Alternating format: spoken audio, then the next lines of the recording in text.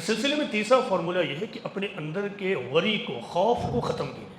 خوف ہمیں اکثر فیوچر کو لے کر ہوتا ہے، اس خوف کو ختم کیجیے۔ خدا نے آپ کو خوف زدہ رہنے کے لیے نہیں پیدا کیا، خدا نے آپ کو اسی لیے پیدا کیا ہے کہ تم پریزنٹ میں جیو، پریزنٹ کو میننگ فل بناؤ تاکہ تمہارا فیوچر میننگ فل ہو جائے۔ کبھی بھی آپ فیوچر کو لے کر ایپریہنسو، ڈاؤٹ فل اور شک میں نہ پڑیں۔ آپ اپنے پریزنٹ کو میننگ فل بنائیں، فیوچر خود بخود میننگ فل ہو جائے گا۔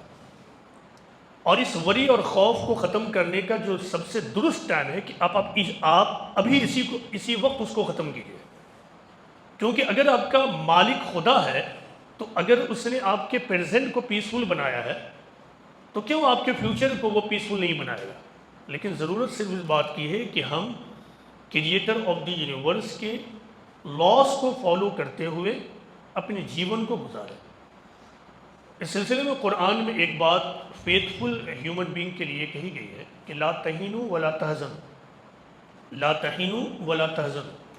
اس کا مطلب یہ ہے کہ نہ تم پریشان ہو اور نہ کسی بات کو لے کے صدمہ کرو، نہ تم امید کھو، do not lose hope nor be sad, نہ تم امید کے دامن کو چھوڑو اور نہ ہی کسی بات کو لے کر صدمہ کرو۔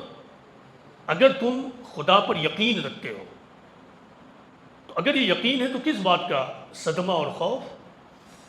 اس سلسلے میں ایک انتہائی ماسٹر فارمولہ قرآن میں یہ دیا گیا ہے کہ لا تقنطوا من رحمت اللہ،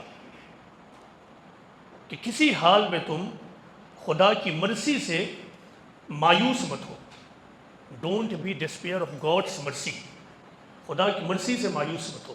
تو جب آپ یہ یقین رکھیں گے تو آپ کے اندر سے ہر قسم کی وری اور خوف اور ڈر فیوچر کو لے کر ختم ہو جائے گا۔ اس کو ختم کیجیے۔